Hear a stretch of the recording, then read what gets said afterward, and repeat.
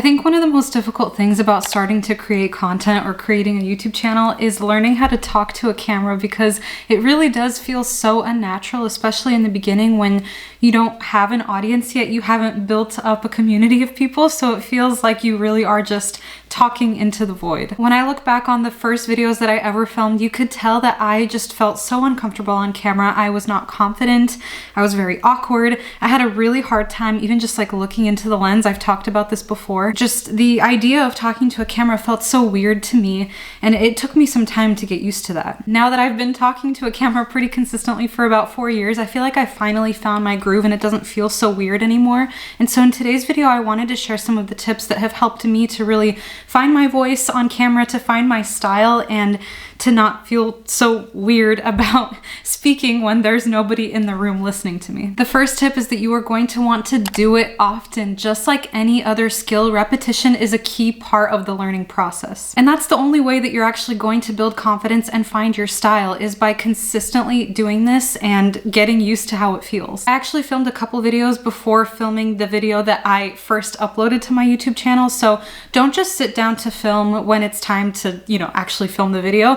Do some practice runs first. Just get used to speaking to a camera. It doesn't even matter what you're saying, but just the feeling of looking into the lens and speaking is something that you're gonna have to do some practice runs with first. It might feel tedious or like a waste of time, but honestly, I have found that when I have filmed a specific video more than once, even though it kind of sucks to have to do that, I am actually much more happy with the end result. And a great example of that is how much I made my first month being monetized on YouTube video. It's the video with the most views on my channel, and that video I actually filmed the first time and really did not like it. I didn't like how I presented the information. I didn't feel good about just the overall quality of the video, so I decided to film the entire thing over again, and now it's my most viewed video on my channel. Now, I'm not saying that you have to practice each video from start to finish first and then film the actual video, because that would be a ton of work, but I do think that there's something to be said about just simply speaking to camera as much as possible. Outside of filming my actual YouTube videos, it's helped me a lot to talk to the camera vlog style, even if I have no intention of posting that footage, because it helps me get used to speaking in a more conversational way, in a more relaxed way. I think I definitely have this tendency. I don't know if you've noticed this for yourself, if you've tried filming videos before, but I have a tendency to kind of start performing when the camera is turned on. And I do think that you have to kind of up your personality a little bit so that it translates better on camera. So there is maybe a small element of performance that is necessary, but I also think that it's important to be authentic and genuine. And the only way to do that is practice speaking to the camera, even when you don't plan on posting those videos. The other reason that practice and repetition was really helpful for me is because I had a hard time, even just while editing, seeing myself on camera. It was very odd at first to see myself on camera, and to just like the act of delivering a monologue felt weird.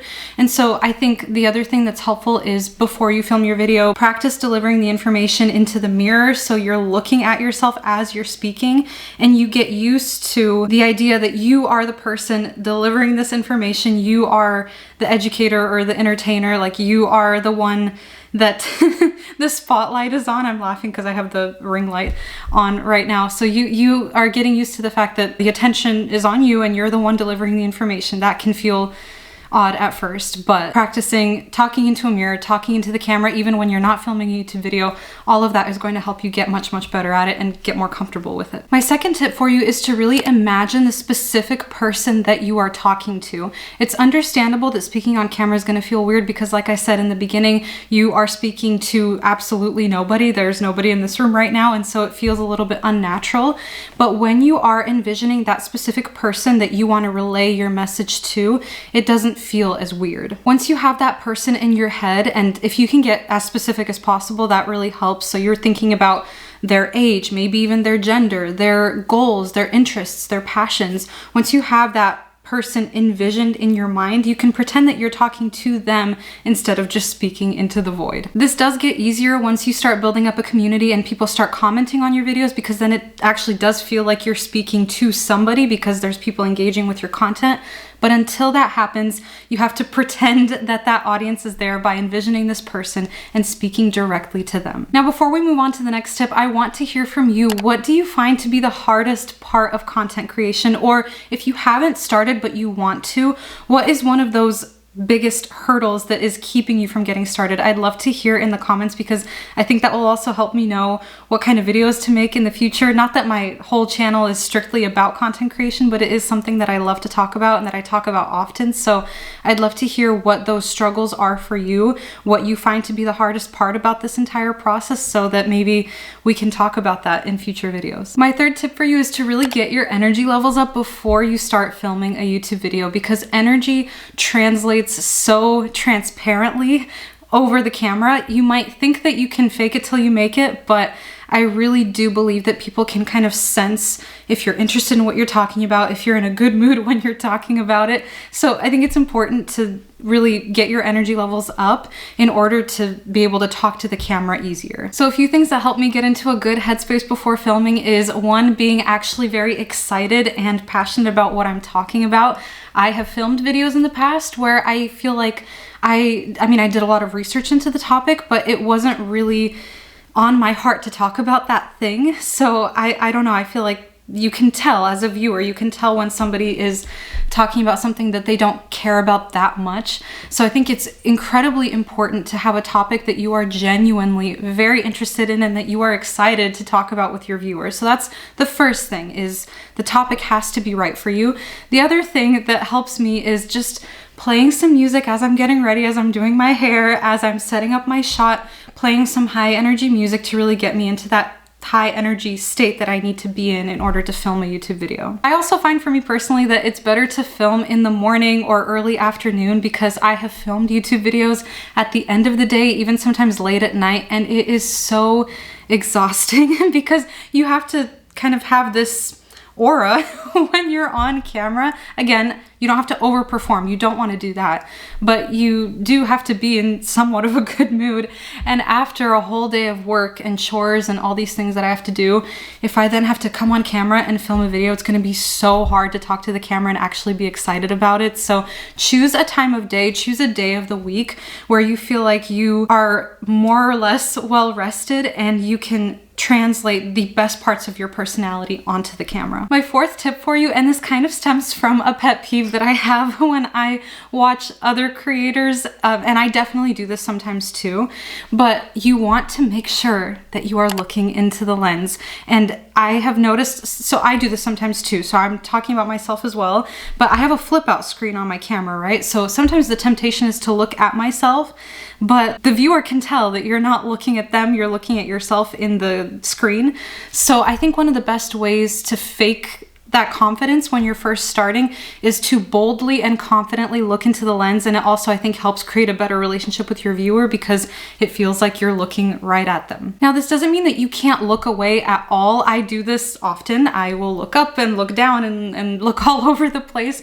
But if you can't look into the lens at all, I feel like that is a pretty dead giveaway that you are uncomfortable on camera. My fifth tip for you to be more confident on camera, and this is especially for my people that love to ramble and kind of tend to go on tangents and go off topic. But what's been helpful for me as somebody that can very, very easily go off topic and ramble is to not write word for word scripts, but to write out bullet scripts and to pause between points to avoid rambling. I've done YouTube scripts both ways. I've written them essay style to where I'm almost like practically reading off of my script, and I've done bullet points instead. And I think bullet points are a lot better because it translates in a much more authentic way on camera because you're able to kind of speak from the heart and you still have notes that you're referring to if you need that, which I definitely do, but you're not reading off of a script, which can feel very weird on camera. It can feel like you're performing, like it's very, very staged. I mean, maybe it does work for some people. I just find for myself, I am much better at speaking on camera when I have bullet points and I'm able to then expand on those bullet points, but not when I'm just reading kind of my notes verbatim. I think my delivery comes off much more stale when I'm doing it that way, but I still need the bullet points to, again, avoid rambling. So what I'll do is I'll look at what my next bullet point is, I'll speak on that a little bit, and then I'll pause, look at the next one, and that way I make sure that I'm staying on topic. And people don't know how long you're pausing in between points in order to kind of get your thoughts together and figure out what you want to say next, because you're cutting out those silent parts anyways. So take all the time you need in between, I don't know, in between scenes, in between bullet points, in between things that you're trying to say, to collect your thoughts. And it's fine. Nobody is ever gonna know because you edit those quiet parts out. A quick bonus tip for you. I feel like this tip might work better for some people than others. For me, when I first started filming, the camera that I had didn't have a flip out screen. So we talked about how it's important to not constantly look at yourself, to look at the lens if you do have a flip out screen. But I do think for me, it's still very helpful to have that screen so that I can periodically check my shot and I'm not anxious thinking, what if my video stopped recording? What if it's out of focus? What if I have something in my teeth? I am not bothered by those thoughts while filming because I can just pause and check and make sure everything is looking good before continuing on. Some people might find it more helpful to not have that screen at all because then you're not even tempted to look at yourself, you're just looking into the lens.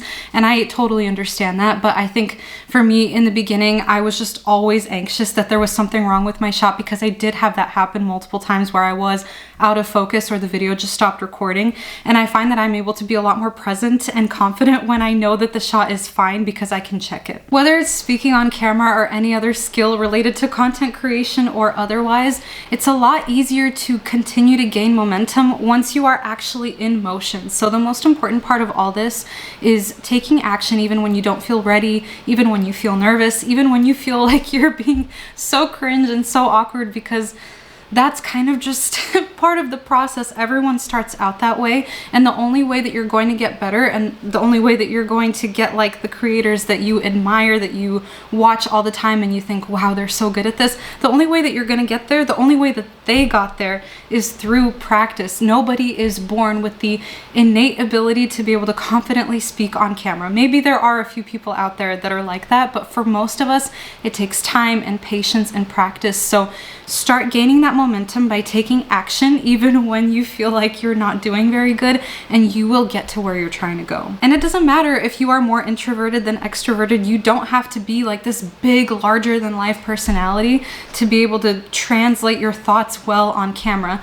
YouTube is a phenomenal platform that has room for all types of people, and trust me, you will find your community if you are being authentic and genuine to yourself and talking about what you are genuinely interested in and passionate about. So don't think that you have to be this extroverted person in order to talk well on camera. You can be shy, you can be introverted, but still develop this skill and relay the message that you want to relay to your ideal audience. I hope these tips have been helpful to you. I hope that you're able to not just listen to them, but to actually take them and put them into action. Thank you so much for spending your time with me today, and I will see you very, very soon for a brand new video. Bye.